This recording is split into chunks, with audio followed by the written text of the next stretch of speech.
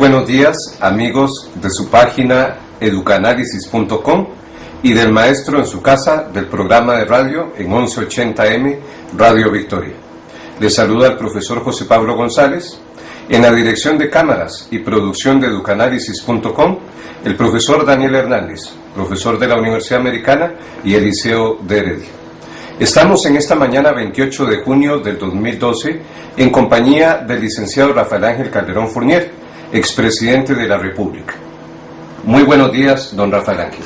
Don José Pablo, qué gusto poder recibirlos aquí en esta su casa, tener la oportunidad de que charlemos sobre una infinidad de temas que usted irá tocando y que vamos a tener la oportunidad que en estas dos vías, tanto en internet como en la radio, nos puedan escuchar algunos miles de compatriotas.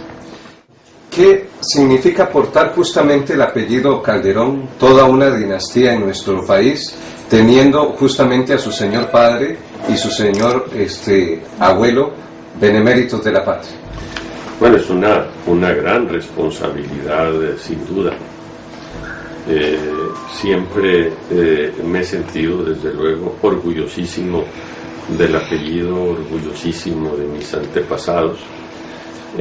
Hemos estado activos en la vida política nacional por el apellido Calderón un siglo ya, por mis antepasados directos 2 siglos, porque yo desciendo directamente de nuestro primer jefe de Estado, don Juan Mora Fernández, que era el tatarabuelo de mi padre y el bisabuelo de mi abuela, doña Ana María Guardia Mora. Mi abuelo nació, como la gran mayoría de los costarricenses, en un hogar muy humilde, en un hogar de clase media popular. Para colmo de males, todavía muere su padre y su madre a muy corta edad de él. Tenía como 14 años cuando murió su padre. Su madre había muerto unos años antes. Y entonces su padre le pide a un amigo muy cercano de él, don José María Fuentes, que no tenía hijos y que tenía mucho dinero, le pide que por favor vele por sus hijos. Don José María le toma mucho cariño a mi abuelo, pero al ver que era una persona que tenía grandes cualidades personales, decide mandarlo a Europa, allá en los años 1880, en esa década, y financiarle los estudios. Y entonces mi abuelo logra venir graduado de médico allá por 1895-96 y empieza a destacar acá y se casa con una sobrina del general Tomás Guardia.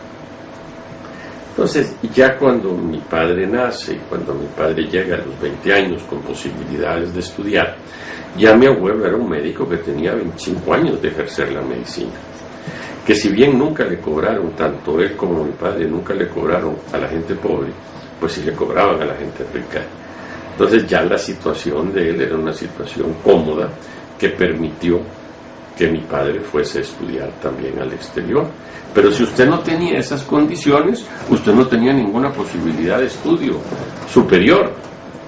Y por eso es que mi padre crea la universidad. Porque hoy en día vemos miles de profesionales que salieron de hogares humildes y que pudieron estudiar gracias a la educación pública. Don Rafael Ángel, ¿qué recuerdos guarda de su niñez compartidos con sus señores padres? Mire, nosotros tuvimos una niñez que es bueno que la gente, especialmente las nuevas generaciones, no conocen. Mis padres tienen que salir al exilio producto de la revolución de 1948. Vivimos en México en una situación de pobreza. Es decir, nosotros hemos sido una familia que ha habido mucha gente que nos ha querido con pasión y otra gente también que nos ha aborrecido con pasión. Y hemos sido una familia perseguida, y ahora que es algo, es decir, que tenemos que hablarlo porque esa es la historia, ¿no? Aquí a mi padre Le dijeron que se había robado medio Costa Rica y llegamos a vivir en la pobreza en México, en un mini apartamentito de 2 dormitorios. En uno dormíamos mi abuela y yo, y en otro mi padre y mi madre.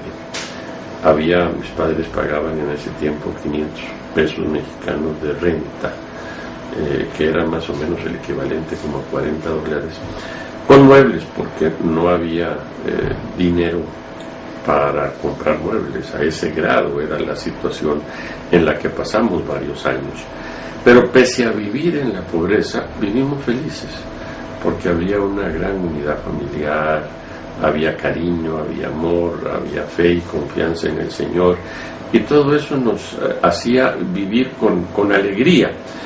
A los años nació mi hermana Alejandra, años más tarde mi hermana María del Rosario, y bueno, ya en el año 58 pudimos venir a Costa Rica, por lo menos a conocer la patria, mi patria y la patria de mis antepasados. Su padre estuvo en exilio en México. ¿Fueron cuestiones de la vida de que años más tarde México tuviera su corazón como esposa también? Bueno, viera lo que es la vida. Siempre decía yo que no hay mal que por bien no venga, y el Señor sabe por qué hace las cosas. Cuando llegamos a vivir al edificio muy humilde que le comentaba, a los 50 metros vivía una familia muy acomodada, que era la familia del general Almada, y vivía el general Almada, uno de los héroes de la Revolución Mexicana y de las gentes que pelearon por México. Tenía una casa muy amplia, con jardines y todo. Nosotros obviamente no teníamos jardín en la barriada donde vivíamos. Entonces iba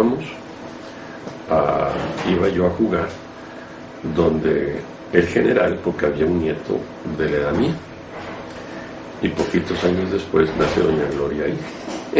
Vea usted lo que es la vida. Y empezamos a conocerla desde que nació, literalmente. ¿Cuántos hijos, don Rafael? Miren, el Señor nos ha bendecido. Primero 40 años de casados, vea usted, José Pablo. 4 hijos, ya 6 nietos, y la 7ª, si Dios quiere, estará llegando en unos 3 meses. Así es que Dios nos ha hecho muy felices y hemos andado muy juntos siempre, en las buenas y en las malas. Cuando usted quedó el presidente, recuerdo haber leído que su hijo expresaba que algún día lo sería. ¿Alguno de sus hijos está involucrado en este momento en la política nacional? Ninguno es malo. Los 2 varones viven en Estados Unidos, se dedican a la empresa, han hecho carrera en el mundo empresarial, no en el mundo de la política. Mis hijas están aquí, afortunadamente. Yo no quisiera tenerlos a todos acá, pero hoy en día en este mundo uno tiene que ver que los hijos van, y en general el ser humano se desarrolla donde tenga oportunidad en un mundo globalizado como es el que vivimos hoy en día. No participa ninguna de las 2 en este momento. Además, ni yo en este momento estoy participando. No pertenezco a ningún órgano de ningún partido político. Obviamente como ciudadano y como ex jefe de Estado, pues tengo el derecho a emitir mis opiniones y apoyar a quien me parece más conveniente para el país. Por supuesto me identifico con una tendencia que ha surgido, que lleva el nombre de Convergencia Calderonista, porque ahí es donde están los principios fundamentales por los que hemos luchado y los que hemos defendido una vida entera. Además es la gente que ha sido solidaria conmigo. Pero no estoy participando, ni desde luego, ni aspiro a ningún cargo, ni acepto un solo cargo público más. Bueno, esa etapa ya se acabó. Estaremos ayudando y sirviendo en lo que podamos al país, pero sin aceptar un solo cargo público. Hoy se le recuerda a su padre como el gran reformador social de los años 40 en nuestro país, una obra vasta y cuantificable. Dentro de su legado, el Código de Trabajo, la Caja Costarricense de Seguro Social, la Universidad de Costa Rica, las garantías sociales, también el Tratado de Límites Costa Rica-Panamá. Así es. Que por cierto, todas esas grandes obras sociales se firmaron en este escritorio, ya que para efectos de internet, si lo están filmando, este es un escritorio que tiene una gran historia en este país, ¿verdad? Yo me lo llevé también los 4 años del gobierno y ahí firmamos la creación del bono gratuito de la vivienda. Pero ese es el gran legado de mi padre, ¿no?, al país.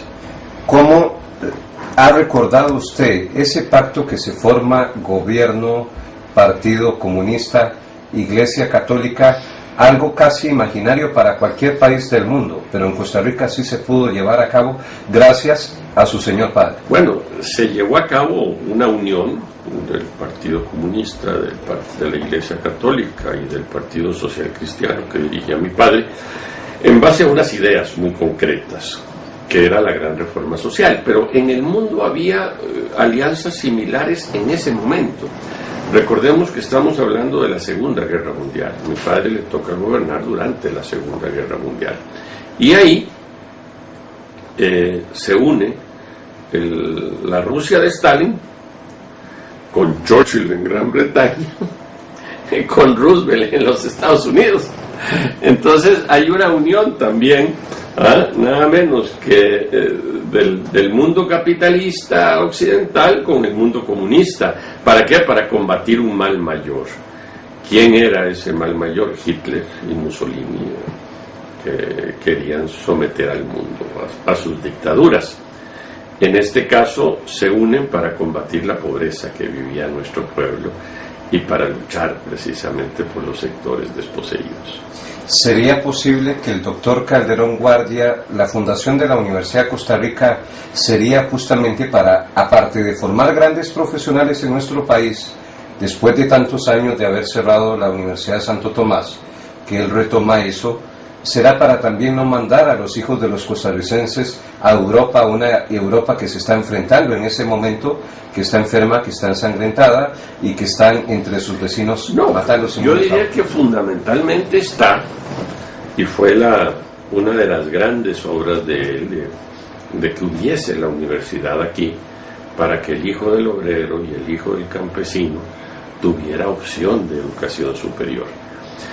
Para mí, el que no quería que hubiese universidad aquí, y la quitaron por tantísimos años, desde que cerraron Santo Tomás en el siglo XIX, ¿no?, era la oligarquía, porque entonces solo los hijos de ellos, o los hijos de la gente acomodada, podían ir a estudiar afuera, o alguien que pudiera conseguir una beca, o la ayuda de alguien, que fue por ejemplo el caso de mi abuelo. Su padre estudió en Bélgica, allá en Bruselas, estudió en Bruselas, y estuvo muy cercano a lo que fue las encíclicas papales, como la Rerum Novarum. También sería el gobernante que permite que regresen a nuestro país las órdenes religiosas. Exacto, porque las órdenes religiosas no podían dar el bachillerato, el título de bachiller, y él lo permite ya durante su gobierno. Él no solamente estudia en Europa, sino que en la década de los 20 se vivía allá una serie de nuevas tesis, de corrientes progresistas, donde el social cristianismo surgía con fuerza, y donde también tuvo la oportunidad de conocer al cardenal Mercier, que fue creador del Código Social de Malinas. Y entonces imagínense el poder tener la dicha de poder asistir a conferencias maravillosas de gente extraordinaria que se adelantaba a sus épocas, le permitió venir con una formación muy clara, y al ver la pobreza que tenía su país, el poder ir a luchar para combatir esa pobreza y esa injusticia que se vivía en Costa Rica. En bachillerato se le enseña a nuestros estudiantes, y así fue, que hubo una lucha de los patronos para que esa reforma de su señor padre no se llevara a cabo, porque perjudicaba a esa clase patronal. Sin duda. Y la clase patronal, que lo apoyó también durante su candidatura presidencial, se le apartó casi la totalidad durante el gobierno. Muy pocos, contados con los dedos de la mano, empresarios que se quedaron con él. Don Rafael Ángel, dentro de la nueva colección de billetes en Costa Rica no se ha citado a su señor padre. considera que eso es una injusticia, de no reconocerle ese mérito. El problema que tiene Liberación Nacional, es decir, es todo para ellos no aceptar nunca ni reconocer. Nosotros hemos sido en eso mucho más amplios. Si nosotros hubiéramos sido gobierno, tenga usted seguridad que aparte del billete con la esfinge de don José Figueres, hubiera habido uno con la de mi padre, eso no le quepa ninguna duda, ¿verdad? Pero ellos no reconocen esas cosas, ¿no? Y eso está mal. Uno tiene que ser objetivo, ¿verdad? Especialmente con la historia.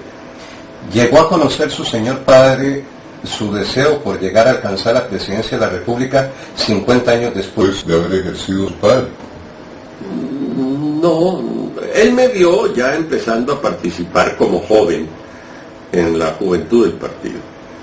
Recordemos que cuando mi padre fallece yo tenía apenas 21 años. Entonces me vio empezar una carrera política, pero pues estoy seguro que no se imaginaba en ese momento que uno podía llegar también a ocupar la silla presidencial.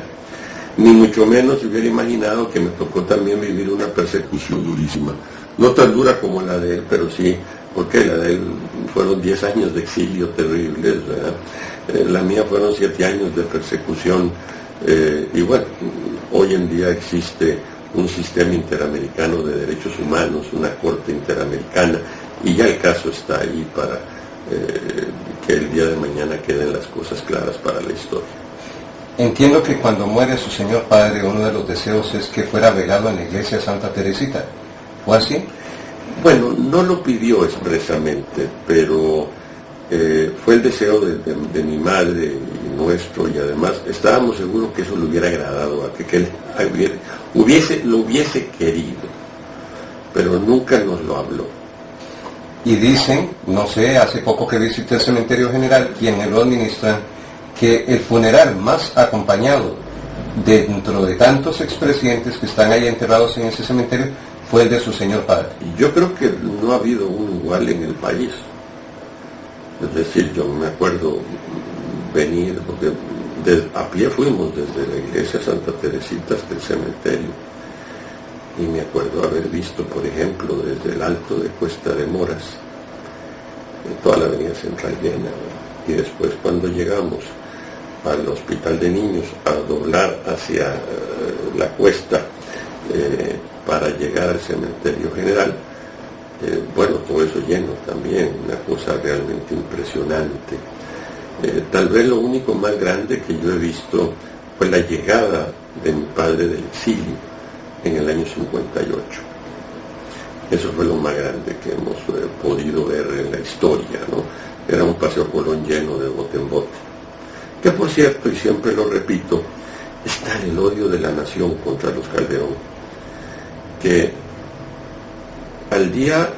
no al día siguiente, nosotros llegamos un domingo, el martes publicaron una notita de este tamaño, chiquitita, que decía, un grupo de amigos fue a recibir al expresidente Calderón Guardia que llegó al país.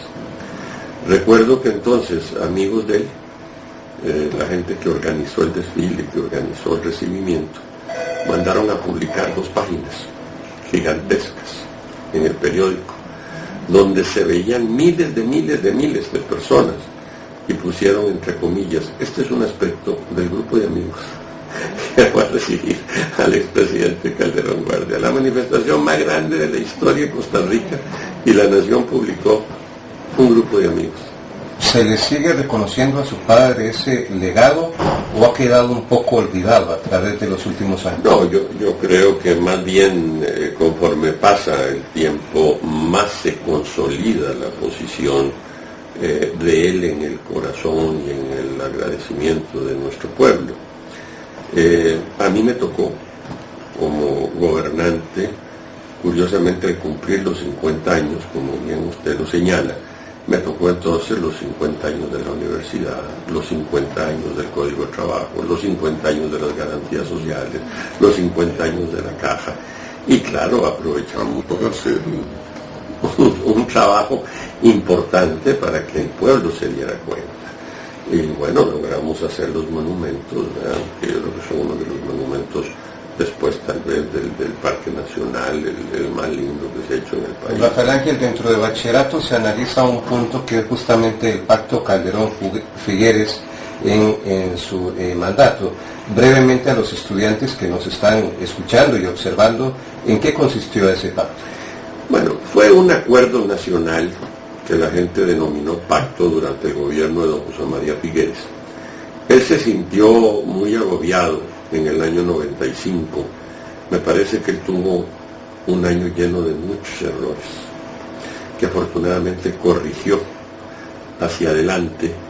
Veía la necesidad de llegar a algunos acuerdos nacionales fundamentalmente orientados en la materia de reforma del Estado. Y entonces llegamos a ese acuerdo nacional y se impulsaron algunas cosas, otras no fue posible, porque empezó entonces la prensa a satanizar los pactos o los acuerdos nacionales. Y ese es un gran error, José Pablo. En una democracia, Dios, hay que sentarse a dialogar y hablar. Los partidos políticos, la oposición y el gobierno, y ponerse de acuerdo en una serie de cosas que el país requiere, como lo hizo mi padre con Monseñor Sanabria y con don Manuel Mora, para poder llevar adelante la gran reforma social. ¿Cómo observa la política nacional en este año 2012? ¿Hacia dónde va la Costa Rica de hoy? Muy mal, yo estoy sumamente preocupado. Hay demasiada división. Mire, por todo lado, en Liberación Nacional usted encuentra un partido dividido, la oposición atomizada.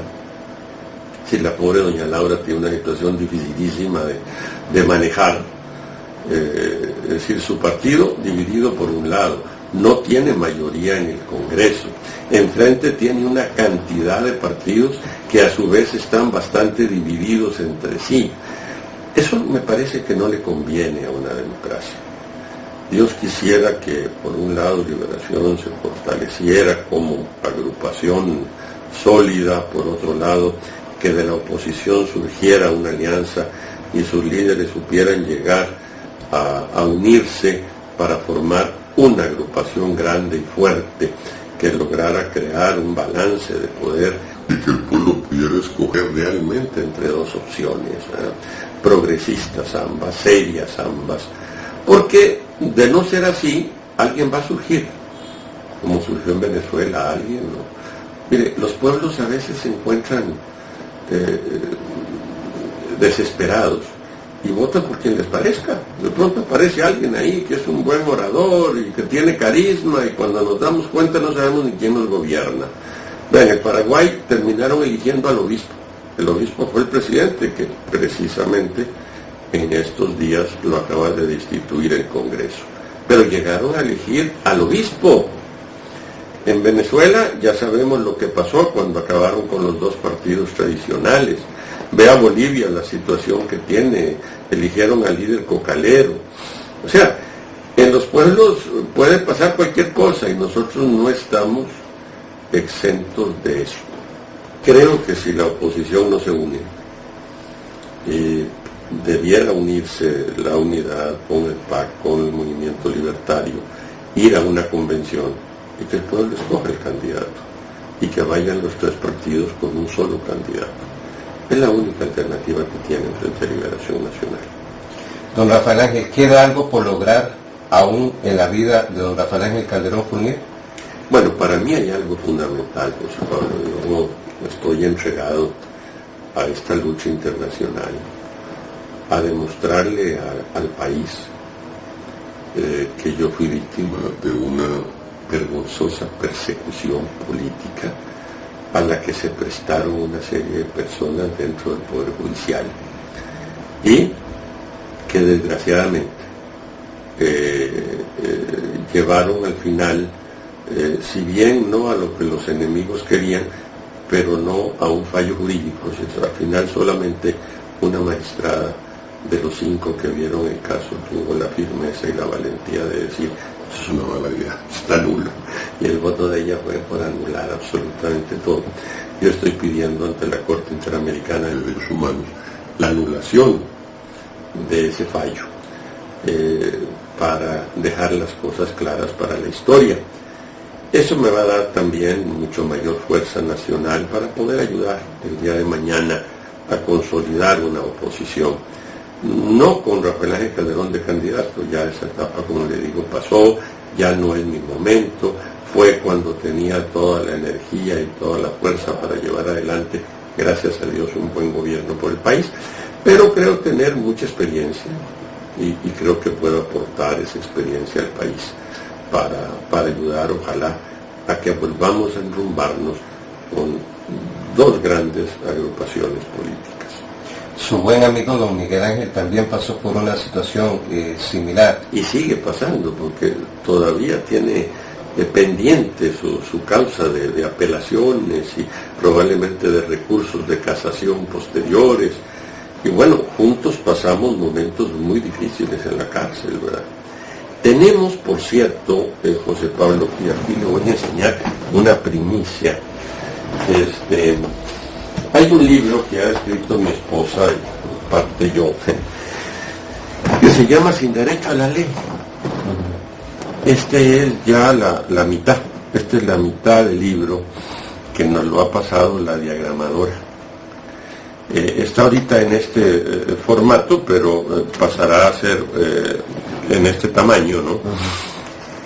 Es decir, para efectos de que el pueblo conozca con nombres y apellidos, con detalles, todo lo que aquí pasó. ¿Qué fue lo que ocurrió? Las barbaridades que se hicieron. O sea, quien verdaderamente quiera conocer la historia va a poder hacerlo leyendo Sin Derecho a la Ley. Esperamos que la diagramadora nos entregue ya la segunda parte la próxima semana, ya terminado, para de aquí a un mes que esto esté en imprenta y que en 2 meses estemos ya entregándole al país este libro, que conozca la gente. Y aquí están precisamente, y hasta tenemos algunas fotos bárbaras de cuando estuvimos don Miguel y yo en la prisión, y toda la situación terrible que vivimos. Después viene un análisis del juicio con todos los detalles habidos y por haber, ¿verdad?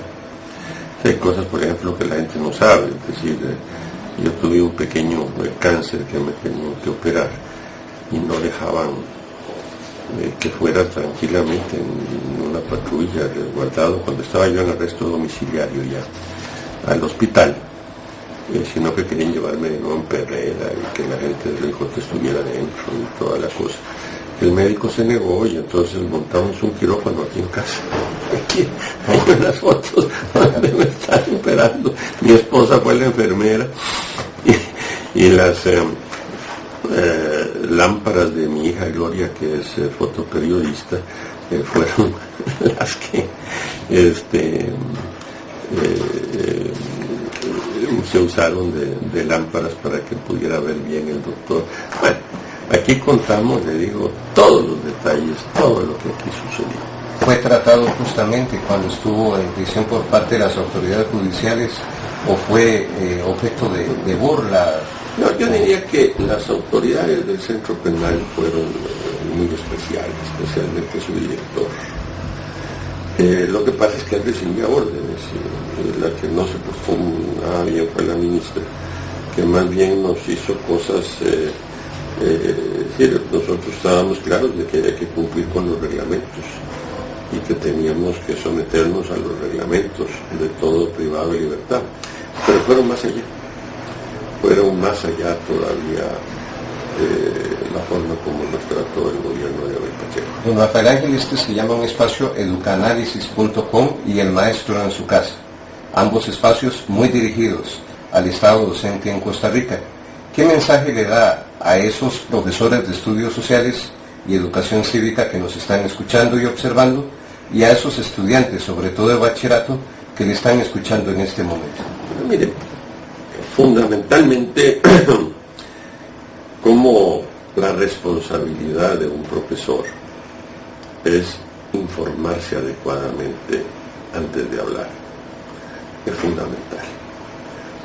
A todos ellos con quienes mantuve una extraordinaria relación durante mi gobierno, recordemos que fue mi gobierno el que le reconoció al profesorado de este país su derecho a ser profesionales y el pago como profesionales. Yo les pediría un favor: lean Sin Derecho a la Ley, lean el libro para que conozcan este caso, y el que quiera hablar, que hable sabiendo de lo que está hablando. Muchas gracias, don Rafael Ángel. Sabemos que su agenda es muy ocupada y es un honor para nosotros estar aquí en su Es oficina. mío y el gusto, y cuando lo deseen va a ser un placer. Muy amable. Que Dios me lo bendiga. Igualmente, José. Amigos de educanálisis.com y el maestro en su casa. Esta ha sido la entrevista al doctor Rafael Ángel Calderón Fournier, expresidente de la República, quien nos ha atendido en su casa de habitación, acá en Curridabat. Agradecemos su atención y agradecemos al profesor Daniel Hernández, director de cámaras de este programa. Buenas tardes.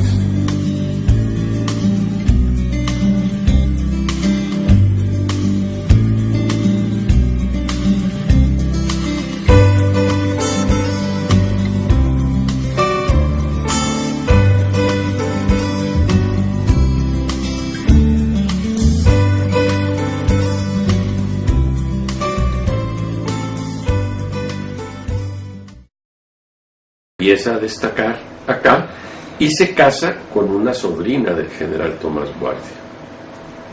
Entonces, ya cuando mi padre nace y cuando mi padre llega a los 20 años con posibilidades de estudiar, ya mi abuelo era un médico que tenía 25 años de ejercer la medicina. Que si bien nunca le cobraron, tanto él como mi padre nunca le cobraron a la gente pobre, pues sí le cobraban a la gente rica. Entonces ya la situación de él era una situación cómoda, que permitió que mi padre fuese a estudiar también al exterior. Pero si usted no tenía esas condiciones, usted no tenía ninguna posibilidad de estudio superior. Y por eso es que mi padre crea la universidad. Porque hoy en día vemos miles de profesionales que salieron.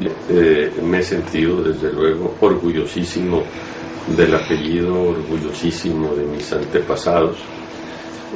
Hemos estado activos en la vida política nacional por el apellido Calderón un siglo, ya por mis antepasados directos 2 siglos, porque yo desciendo directamente de nuestro primer jefe de Estado, don Juan Mora Fernández, que era el tatarabuelo de mi padre y el bisabuelo de mi abuela, doña Ana María Guardia Mora.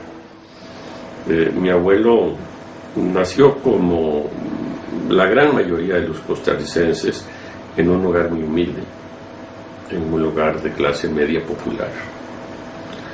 Para colmo de males, todavía muere su padre.